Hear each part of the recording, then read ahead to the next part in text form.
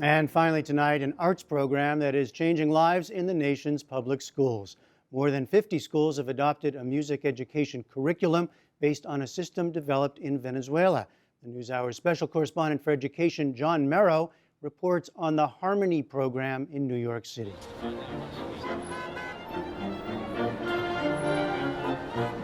Here in New York City, it's not hard to find an elegant black tie fundraiser where guests pay $1,000 or more to enjoy a live orchestra, sip champagne, and hobnob with celebrities like Placido Domingo. Affairs like this happen almost every night.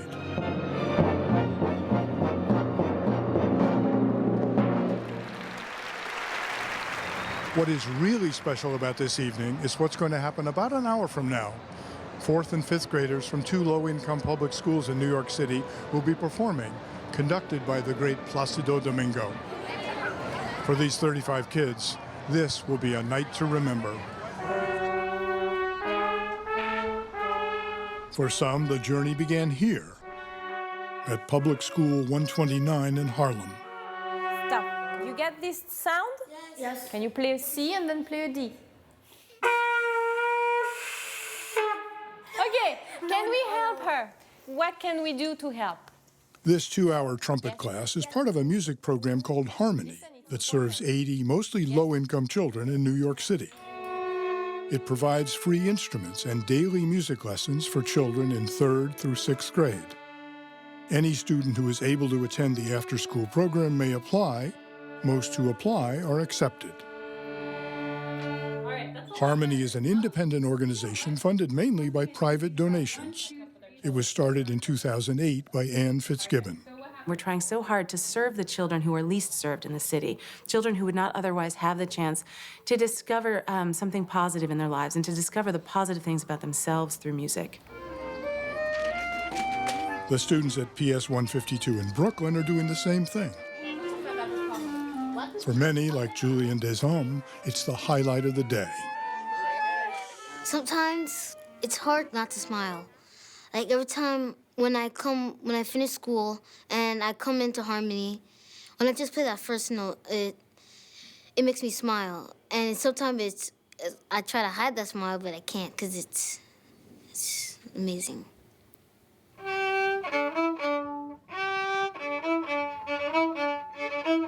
It's a big commitment, a 2-hour music class every day, plus practice on nights and weekends. At least 500 hours of practice during the school year alone.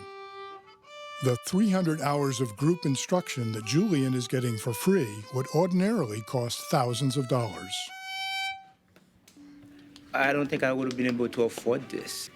He's getting free violin lesson for 3 years, and he's playing excellent. Every child should have this opportunity.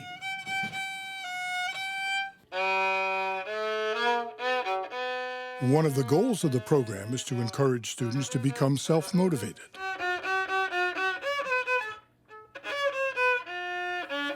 She practices on her own. She'd come home, she'd play, she'd come home and tell me, we learned this note, we know how to write music now, Mommy, we can do this, we can do that, and it's amazing. I still need help with this part.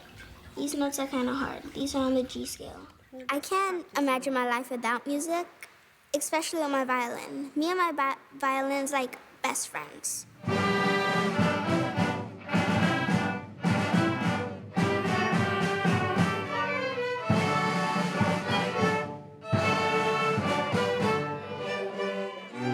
Most of the children in the program live in challenging neighborhoods. Some have stressful home lives. Harmony provides a safe and supportive environment to develop their talents.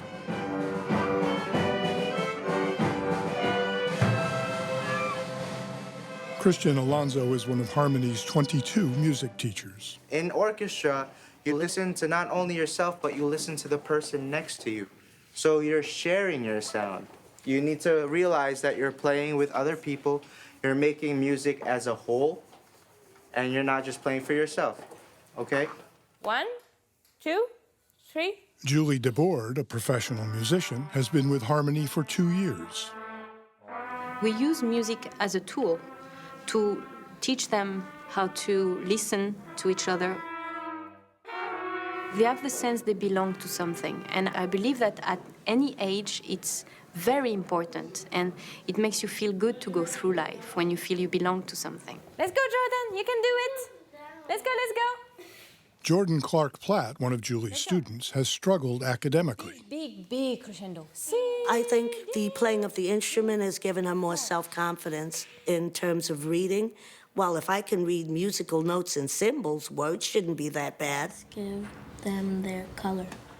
Judith Sturgis is Jordan's reading teacher. She is blossoming, and I think that music program is part of it. The story to find it? Good girl. Work it. All right, number 3.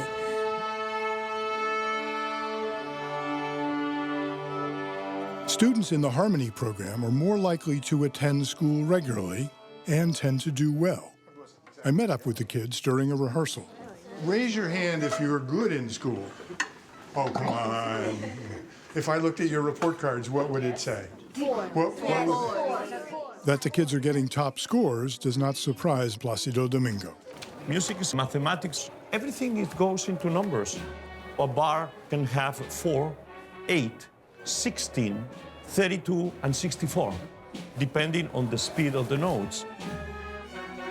But once you are playing, once you are singing, that disappears. The mathematics stop, and it comes all the feeling. Harmony is modeled on a highly successful music education program in Venezuela. It's called El Sistema, and it's helped hundreds of thousands of the country's neediest children. For 36 years, El Sistema has inspired children to stay in school by giving them free instruments and 3 to 4 hours of music instruction every day.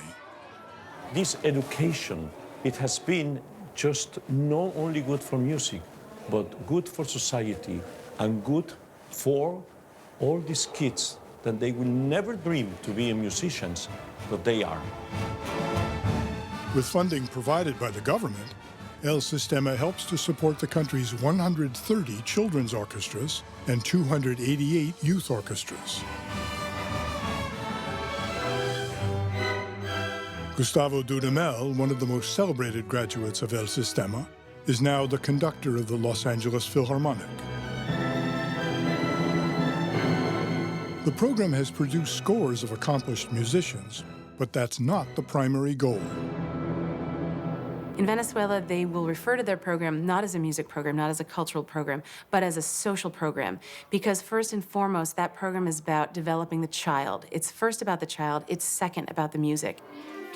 Fitzgibbon would like to reach more children with Harmony, but across the country, funding for music and arts programs is tight. Everyone is so focused on the task, the reading, the math, that I think somewhere along the line we think, well, you know what, they don't really need art. They don't really need music. What I want people to understand is that music is so much more profound than just standing on the stage and blowing air through a horn. It's about learning to commit yourself to something and learning that if you invest your time and your efforts in something, it's worthwhile, that something really positive will come out on the other end. Hi, everybody. How is everybody? Okay. Tonight, the Harmony students are learning just how far music can take them as they meet their conductor, Placido Domingo. I'm so proud and happy to be with you today. And what is one of the most beautiful things that we have in common, of course, is music. And how lucky you are. They are just wonderful kids, and I would like to hear them play, you know? And it will be, I know at what level they might be, but you might be very surprised, you know?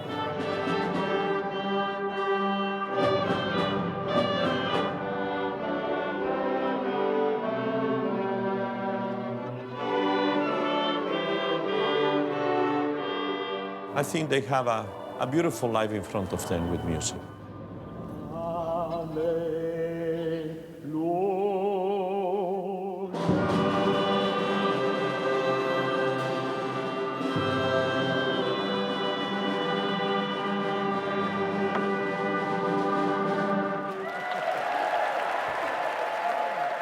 The event raised $160,000 for Harmony, about a quarter of its annual budget.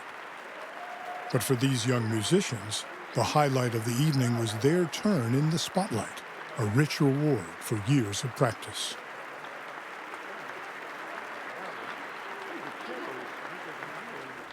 The Venezuelan program El Sistema has come under scrutiny recently because of increased governmental control. We have more on our website on the debate when politics intersects art. You can also find links there to several related Learning Matters stories, including a podcast of John's interview with Placido Domingo.